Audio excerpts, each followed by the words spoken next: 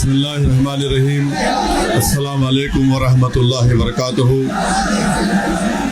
صدر محترم آل India Muslim personal law حضرت مولانا خالد سیف اللہ رحمانی صاحب شہ نشین پر تشریف فرما، قوم اور ملت کے تنظیموں کے ذمہ داران، میرے ساتھی اراکین پارلیمان، دیگر سیاسی پارٹی کے ذمہ دار، معزز حاضرین اکرام، بزرگان قوم اور ملت،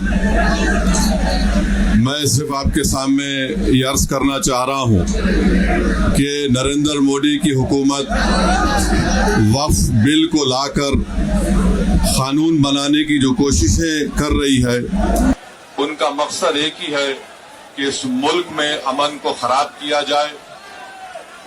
وزیر اعظم کا مقصد ایک ہی ہے کہ مسجد اور مندر کے نام پر عوام ہمیشہ لڑتے رہے، اور اس بل کا مقصد یہ نہیں ہے کہ وقف کی جائیدادوں کو مضبوط کیا جائے یا ان کی حفاظت کی جائے.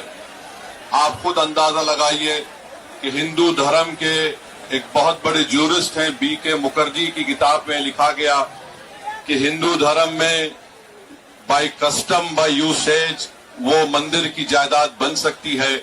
تو نریندر مودی وقف کے وقف با یوزر کو اس طرح سے ختم کر رہے ہیں کہ اگر کوئی ڈسپیوٹ ہوگا یا گورنمنٹ پراپرٹی ہوگی تو وقف با یوزر نہیں رہے گا. دلی میں 123 وقف کی جائیدادیں ہیں جس پر دلی حکومت کا دعویٰ یہ ہے، مرکزی حکومت کا، کہ یہ گورنمنٹ کی پراپرٹی ہے. کلیکٹر کو اختیار دینے کا مطلب یہی ہے کہ کلیکٹر حکومت کے حق میں فیصلہ دے گا. جس مسجد کے امام ہمارے بھائی مولانا محب اللہ ندوی صاحب ہیں، وہاں پر مرکزی حکومت کہتی ہے کہ وہ گورنمنٹ کی پراپرٹی ہے. اگر کل خدا نخواستہ یہ قانون بنے گا تو کوئی بھی جا کر مرکزی حکومت کی طرف سے، دلی سرکار کی طرف سے وہاں پر ایک نوٹس لگا دے گا کہ یہ وقف کی پراپرٹی نہیں ہے. ہبا کو نکال رہے ہیں، ٹرانسفر آف پراپرٹی میں ہبا ہے مگر کوئی گفٹ نہیں کر سکتا وقف کی جائیداد کو. نریندر مودی آج کل بھارت کے ہمارے فضیلت الشیخ بنے ہوئے ہیں اور یہ بتا رہے ہیں کہ اگر کوئی مسلمان ہوتا ہے تو اس کو 5 سال تک وہ وقف کو نہیں دے سکتا ہے.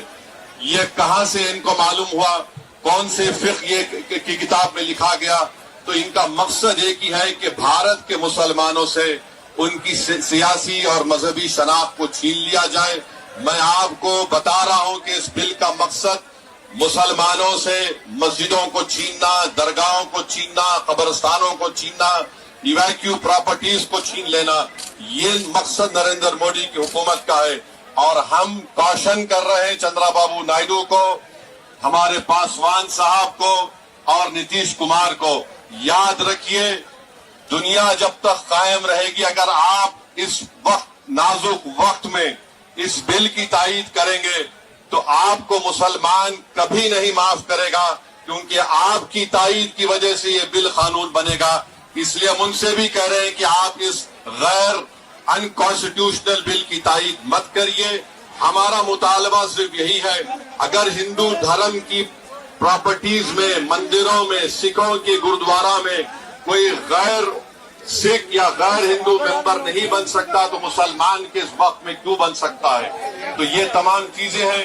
ہم امید کرتے ہیں کہ حکومت اس کا نوٹس لے گی. اگر نریندر مودی اس ملک کے امن کو خراب کرنا چاہتے ہیں، وہ مسجدوں اور مندروں کے جھگڑوں میں اضافہ کرنا چاہتے ہیں، تو یہ ان کی حکومت کی ذمہ داری ہوگی. میں یہاں پر شکریہ ادا کرنا چاہوں گا ہمارے جوائنٹ ورکنگ کمیٹی پارلیمنٹ کے تمام اراکین کا، اور خاص طور سے کلیان بنرجی صاحب کا، ٹی ایم سی کے راجہ صاحب کا، ڈی ایم کے کا، ہمارے ناصر بھائی کا اور محب اللہ ندوی صاحب کا. ہم نے تمام بڑی کوششیں کی، ہم نے اپنی ڈسنٹ رپورٹ کو دیا، اور یہ انکانسٹیٹیوشنل ہے. اس کا کوئی بھی فائدہ وقف کو نہیں ہوگا. صرف وقف بورڈ کو برباد کرنے کے لیے، وقف جائیدادوں کو لوٹنے کے لیے حکومت یہ اینٹی کانسٹیٹیوشنل اور اینٹی مسلم کام کرنے جا رہی ہے. بہت بہت شکریہ.